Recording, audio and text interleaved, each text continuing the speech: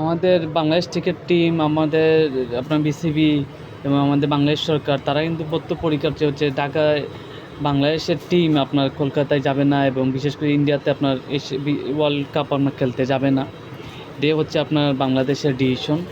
এখন হচ্ছে যদি আপনার শ্রীলঙ্কায় যদি বাংলাদেশের যে ম্যাচগুলো সেগুলো যদি আপনার না দেয় আইসিসি, তাহলে বাংলাদেশ ক্রিকেট খেলতে যাবে না। এটা হচ্ছে বাংলাদেশের মানুষের ডিমান্ড। এটাই হচ্ছে পরিষ্কার। এই কট্টর হিন্দুত্ববাদী জঙ্গিগুলোই আপনার একজন মানুষকে যদি এরকম হুমকি দিতে পারে, বাংলাদেশের যে আরও যাবেন আপনার 20 থেকে 25 জন, তাদের সিকিউরিটি কীভাবে দিবে? এটা তো ইম্পসিবল তাদের পক্ষে দেওয়া। তো আপনারা যদি স্মরণে থাকে, আপনার 2023 ওয়ার্ল্ড কাপ আপনার যেটা ওয়ানডেতে হয়েছিল, সেখানে পাকিস্তান কিন্তু গিয়েছিল আপনার ইন্ডিয়াতে খেলতে। তাতে কী পরিমাণে হেনস্থা করা হয়েছে, তাদের কী পরিমাণে বাজে ভাষায় গালাগালি করা হয়েছে, তা আপনারা সবাই দেখেছেন। তো আইসিসি এটা আসলে টিকট নিয়ন্ত্রিত সংস্থা, এটা ঠিক আছে, বাট এটা স্বাধীন নয় ভাই। ফুটবলের মতো এটা ফিফার মতো এটা আপনার স্বাধীন নয়।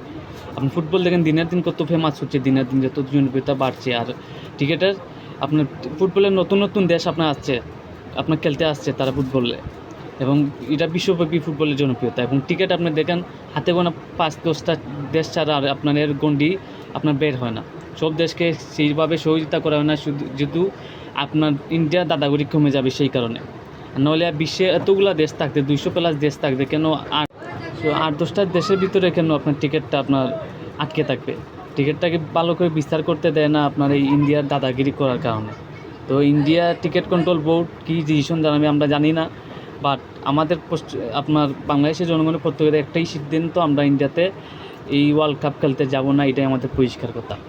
আমরা দেখা যাক কী হয়, সামনে কী ডিসিশন নিবে বাংলাদেশ ক্রিকেট বোর্ড বা বাংলাদেশ সরকার এবং ভারতীয় কন্ট্রোল বোর্ড কী বলে, আমরা আসলে সেটা দেখতে হবে। ধন্যবাদ সবাইকে।